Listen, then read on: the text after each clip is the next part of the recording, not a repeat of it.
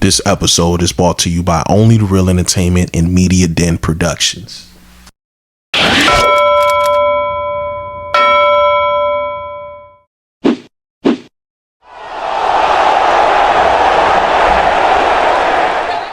What's going on, y'all? This is episode 72. We are back. Cam, how you living? How you feeling? Out? About as good as I'm gonna be. I haven't been getting no sleep, bro. Like everything's been kind of just messing me up. Yeah, bro. My scheduling has been kind of weird lately. I've been noticing that, and so it's been messing with the way how I sleep. I find myself going to sleep effortlessly at 1 o'clock in the morning when I have changed that in my life maybe a couple years ago.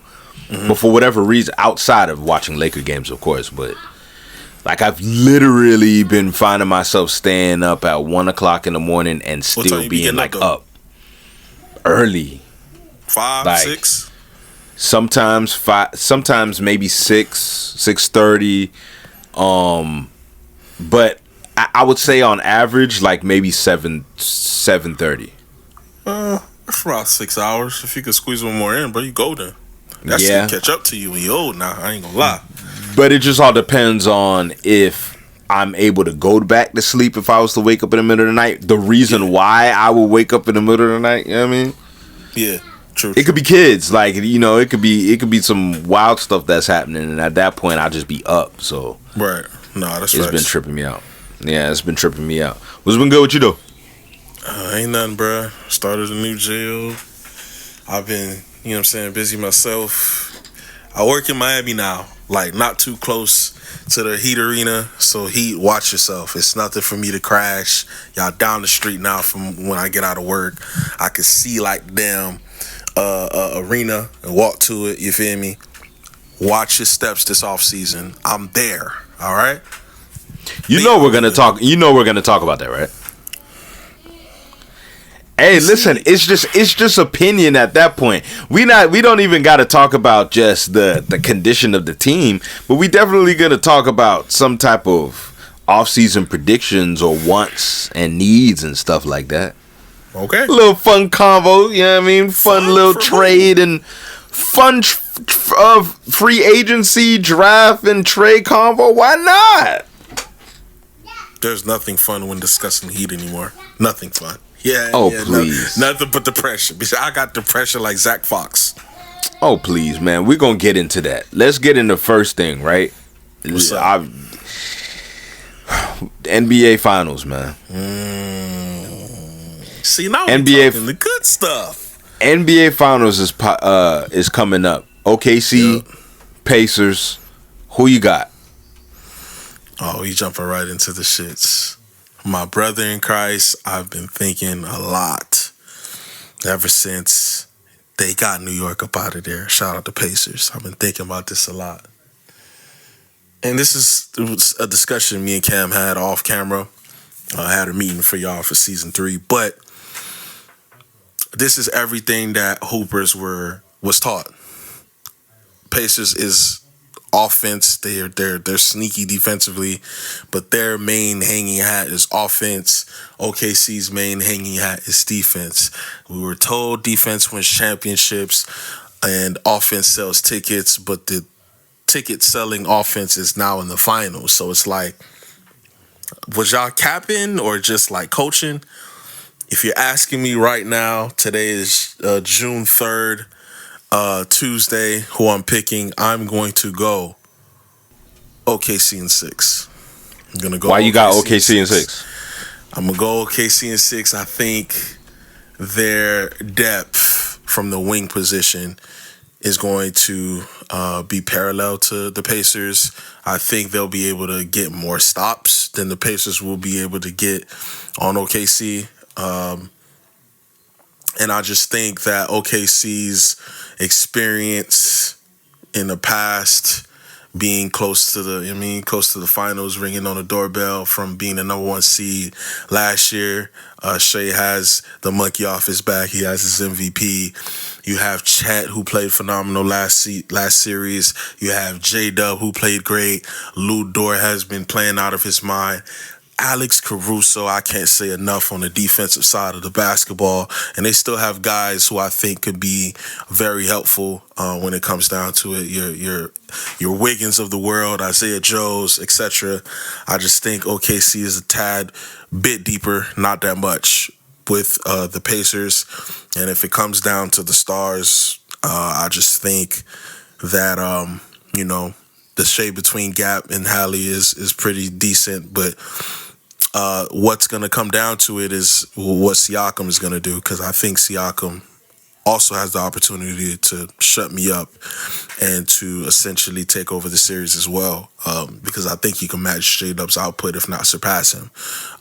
So in that case, the pressure would be on OKC, but I think they have enough surrounding that to not get caught up in that, if that makes sense. So that's my pick right now, Tuesday, June 3rd, 9:30 we were recording. I got OKC in 6. Are you saying that Pascal Siakam is the X factor of the series for Indiana? Yeah. If Siakam plays like last series, I easily think that they can beat OKC as well. So this is not an overwhelming OKC in 6. I'm super confident. I think either team could hoist the trophy. Who takes that matchup against Pascal Siakam? I don't know. I think Lu Dort might be a little bit too short for Pascal, so that he creates a matchup nightmare. I guess you would start him off on him. Maybe J-Dub would have to go there, but J-Dub could get in foul trouble. Pascal isn't just somebody that could get you a bucket. He's somebody that could get your other guy in foul trouble. He's a sneaky scorer. Clearly, he's Eastern Conference Finals MVP. He's a champion. He's been in that stage before, and he can offset everything just from the experience and from him just being the baller that he is. So I think you probably start with J-Dub and see where it goes as far as the foul tendencies, because you need J-Dub on the other side of the floor. Maybe you go Dort. But yeah, you got to keep Shea on, Nembhard or something like that. So the cross matchups is going to be fun. That's probably the one that's concerning me, because I don't think Chet would be able to guard him from the perimeter. But we'll see. We'll see how this game, like I state, in every series, the series usually doesn't start until game 3. So I'm curious, what do you think the defensive matchups will be when they line it up on the court? If you're asking me what I would do if I'm OKC, I would go Shea. Well, not even just what you would do, but what do you think is going to be done in terms of who's going to be guarding who? I would put, because Caruso is coming off the bench, right? Right. Because we have the double bigs. So you got to put, man, that's tough. You got to put Hartenstein on Miles Turner, because Miles Turner is a stretch. I think you would have to put Chet on Siakam. You'll probably have to start that off, but he could take him away from the basket as well. Then I would put Lu Dort on Hallie if I had to. I'll start off Lu Dort on Hallie, and I'll put Shea. Shea would guard Nembhard. So are you saying that could guard the 5th? So Pascal Siakam is going to get guarded by Chet? Yeah, you're gonna have to start off with it. That's dangerous. It is. It's dangerous. It's dangerous. Yeah, that's what I'm saying. If you're gonna have Chet just around the perimeter, or at least getting into the actions, because Pascal Siakam initiates actions too. He screens a lot, screens and rolls, a lot. Or I wouldn't necessarily say a lot, but he definitely does get involved with, actions on the court. So if you're saying that Chet is now going to be a part of actions, that's going to get kind of dangerous. Yeah, I mean that's the the tough matchup issue. You may have to do a Thibodeau and bring Hartenstein off the bench and start Caruso in that case. Yeah, but then you're too small, ain't it? I think J-Dub is a decent enough rebounder. I think the Pacers gang rebound, but I think Caruso scraps enough, as well as Dort, from a box out standpoint to allow them to gain rebound. It just would depend on the actions that the Indiana Pacers would run. And again, it is based off of Siakam. What is he going to do with whatever matchup that comes across? Yeah. So now that the NBA Finals is underway, right? You got OKC in 6, right? Yeah, I do. With this coming, right? There's been a conversation that's been going on when it comes down to small market teams getting their championships now. We watched Denver win a championship. Obviously, Boston won a championship last season, and they are a large market. But we are starting to see an influx of small market teams getting their rosters together and really trying to press the button to win. You know how I always say it, like pressing that button, where you, when I say press the button, I mean finally deciding, okay, now we're going to start putting our chips into the middle of the table so we can win some. How do you think, what is your opinion in terms of how this is going with two small market teams going to the finals? What do you think happens with the league at that point? Because, everybody's sitting there talking about the league is rigged, but yet we have two small market teams. So how do you feel about it, one? And two, how do you think it affects the league, if it does? How do I feel about it is I love it. We can stop saying that, this person's one series affects their whole entire legacy. You have two new cats who haven't won yet.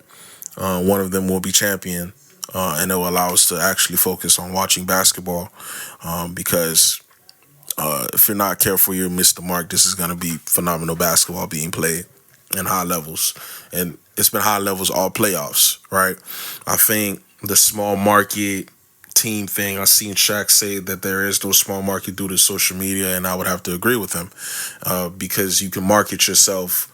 You have a platform that everybody else has. You're not waiting on a newspaper to report you. You're not waiting on ESPN to market you. You have your own fan clubs on Twitter, the muses on Twitter, that's even a thing.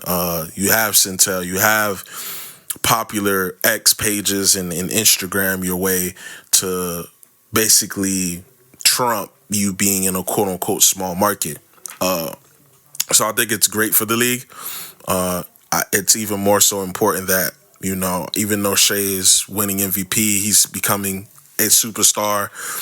There isn't any icons on the stage, and I think that's important to allow them to become what they are. And we've spoken about this on the pod. I don't think there will be a dynasty. I think the closest thing to it is probably OKC, which is important for them to get this chip, for them to start winning early.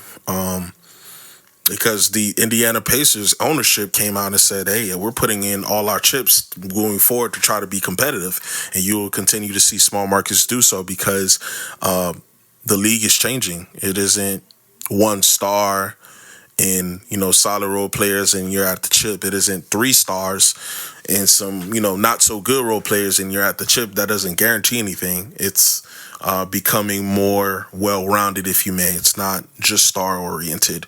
So I think it's great for the league. And I love the competitiveness. I have zero clue who's going to win. I say OKC in 6. Wouldn't be shocked if his Pacers are 6 neither. And I love that feeling because for a while, you kind of knew who was going to win. You know what I mean? So I'm excited for it. And I think it's great for the league personally.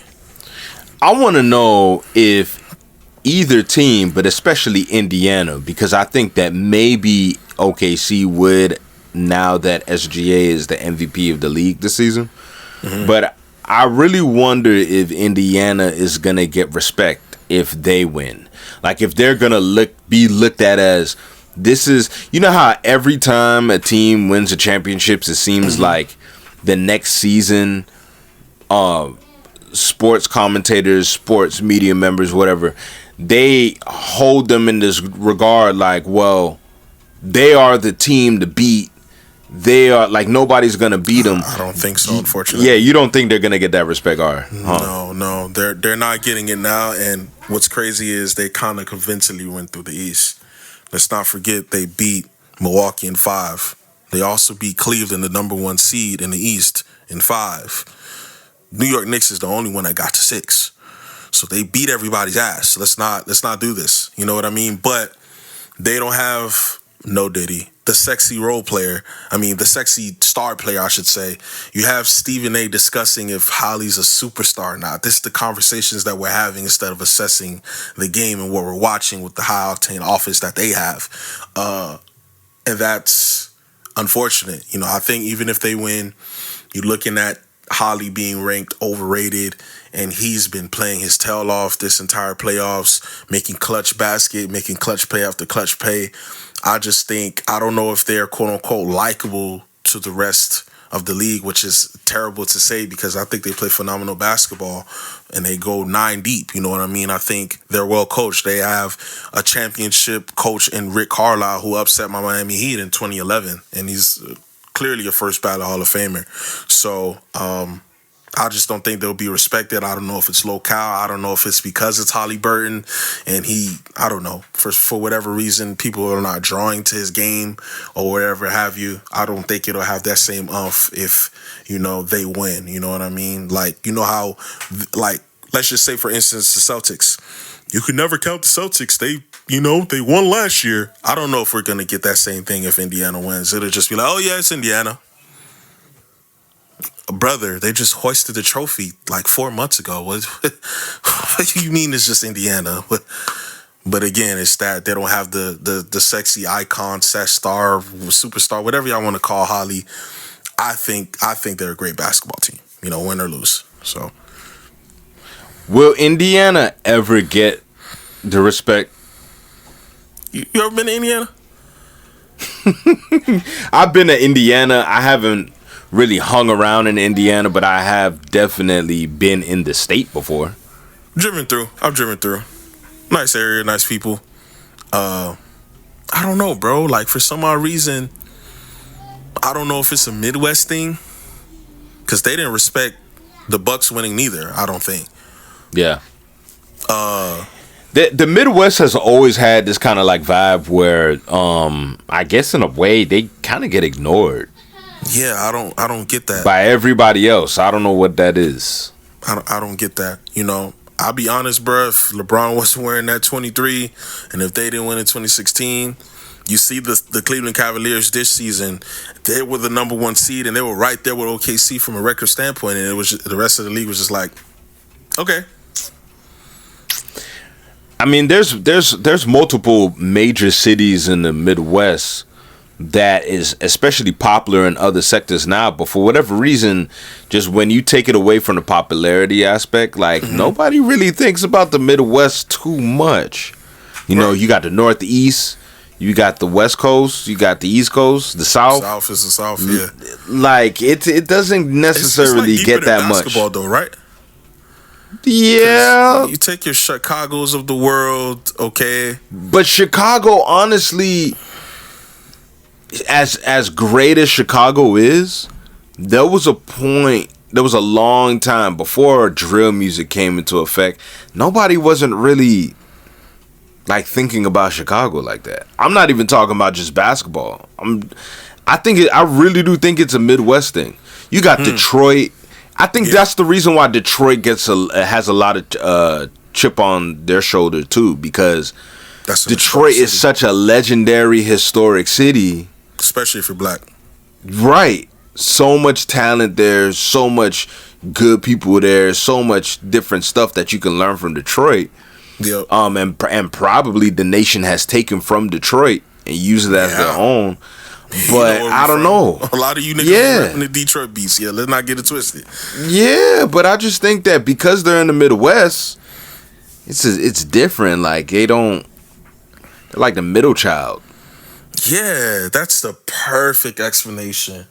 I don't know. The Midwest wasn't too bad. Granted, I went in the summertime, of course. I'm South Florida baby. I've been to the Midwest during the wintertime.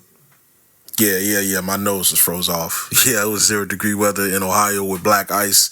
Wasn't fun. But I would go back. It's different from what we have down here. We've been to Cleveland, driven through. Indianapolis, and pretty much all the major cities in Ohio, Cincinnati. We went through there as well. But I'm interested in the Midwest for whatever reason, bro. Like, it's a different pace. The people are different. I don't know, bro. Like, you're right, though. It is deeper than basketball. I think they're absolutely treated like the middle child for whatever reason. Yeah, it's I don't know. It's the most weirdest thing. So you don't think that they would ever get that respect? I don't think so, bro. Like, what would it take? Because we were really young when Reggie was Reggie, right? I kind of remember Reggie, but I don't remember Reggie, if that makes sense. Even though they were in the finals in 2000, it was just like, we know they're gonna lose to Shaq and Kobe, whatever. Like, they made it to the finals. What are we whatevering about? You know what I mean? And I don't know, bro. I don't know if they're gonna get that respect. And Holly being the villain that he is, damn near playing into it, which I like. Yeah, I like him being an asshole. But I don't know if they're ever gonna get that respect. Maybe it's a locale, maybe it's Jersey. I don't know. You know what I mean? I don't know if they're gonna get that same respect if they win the chip. They're gonna find some way to discredit them. Oh, it was lucky. Oh, it was this. Oh, it was, nigga, they beat everybody's ass. What are we doing? You know what I mean? But I don't know, bro. I don't know why the respect isn't there for Indy. I respect the hell out of Indy, and I was guilty of it too. You know, I could definitely say that. And you opened my eyes. You were early to the party. Yeah, you were super early to the party. Oh yeah, so, I read the tea leaves about 2 seasons ago. I say 3. Maybe 2, maybe 2, 3. Yeah, maybe 3 seasons ago.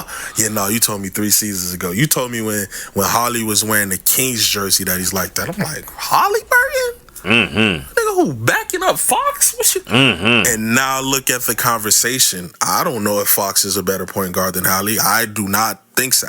I don't think so. You know what I mean? And you were early before the trade even happened. And then when the trade happened, he was like, yo, Willa, they got it.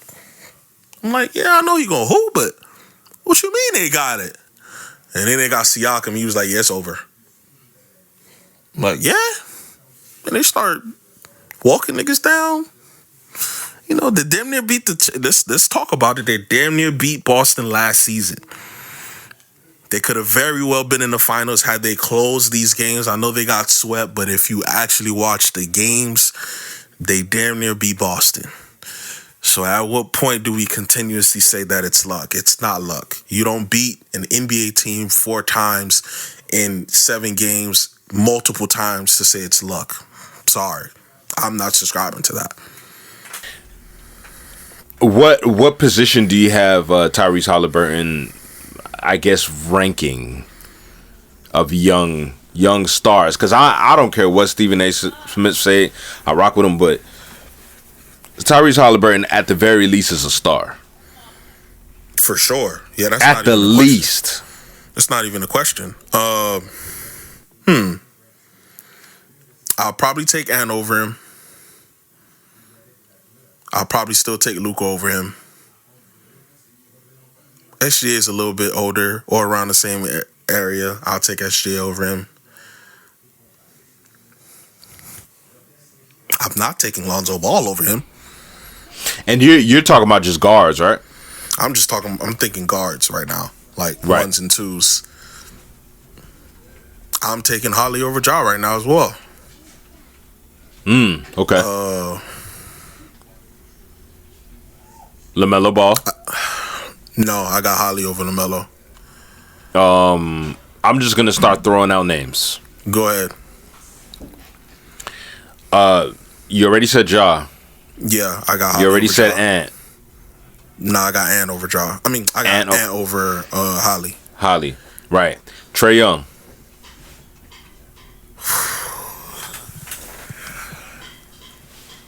Nah, I still got Trae Young over him. It ain't about. Do I really though? Do I really? Holly's defense is surprising, bro. But goddamn, Trae can shoot the fucking skin out the ball. So can Holly.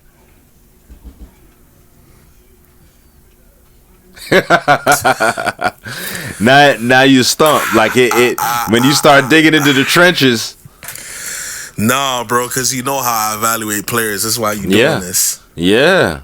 I guess I would have to put Holly over Trey. That ain't by much, but the defense, bro.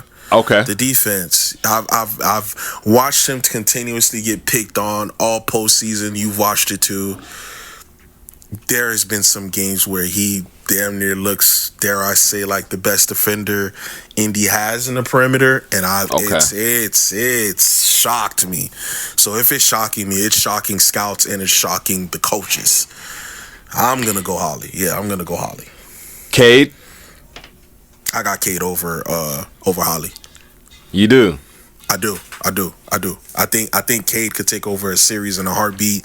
I think he's total package. I think he could be an MVP candidate. That's how high on Cade I am. Cade is like that. Donovan Mitchell? Nah, I got Donovan Mitchell over Holly. Darius Garland? I have Holly over Darius. It's pretty wide now. Austin Reeves? I have Holly over Austin Reeves.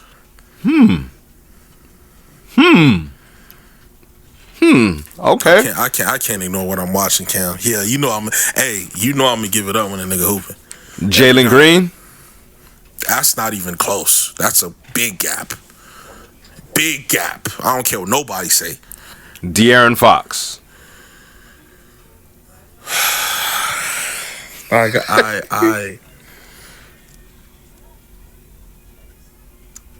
got Holly over Fox, man. Huh? What'd you say? Huh? What? What? Huh? What'd you say now? Repeat that right quick. Hey, hold on right quick, man. Go ahead and talk on the mic right quick. Like, get closer to the mic. Say what you said. I got Holly over Fox. Oh, for real? Oh, man, that's crazy. Oh, my God, that's super crazy. Wow. Who would have known? Devin Vassell? Not close. Stephon Castle?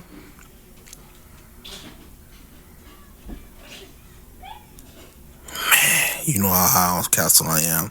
Hey, man, he's a bucket. Upside, he could surpass Holly. Right now, I'm taking Holly. Okay. Steph Curry? Nah. Curry got him by good margin. Let's relax. That really should have been a trick question to me. Yeah, let's relax. Whoa. We're still talking about Wardell, dog. yeah. Let's chill. I'm gonna give him credit, but like, whoa, second greatest ever. Like, let's chill. Kyrie Irving?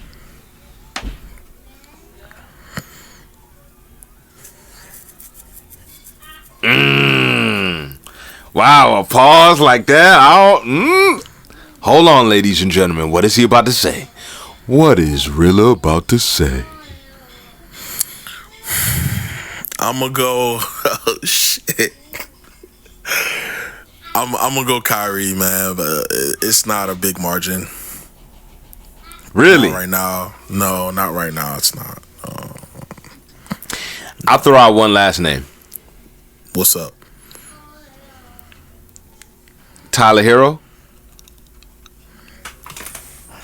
My brother in Christ. I would trade Tyler Hero for Holly in 2 seconds. I will pack his bags for him. Yo, man, let's wrap this up. Let's get into real talk, man. Yes, sir. So, I already said it in the beginning of the episode. Gotta talk Heat. What do you think they need in the offseason? What are you looking forward to? We've been talking a lot about, just the different rumors that's been going on. Certain people that are linked to the Heat potentially. I mean, obviously, that none of that is going to come into fruition until after the finals. But what you thinking, man? I'm thinking depression every time I talk about the Heat. Oh, come on. Don't do that. What do we need is the question that was asked to me. I need Pat to go. That's the first thing I need. Pat, you're making multiple millions of dollars. You're 80. You're one of the greatest coaches of all time. and dare I say, even one of the greatest basketball operation guys of all time. But pal, it's time for you to go. Under your watch, we lost arguably the greatest player of all time to free agency. Under your watch, we paid Tyler Johnson $50 million. Under your watch, we paid Hassan Whiteside the max and let D-Wade go.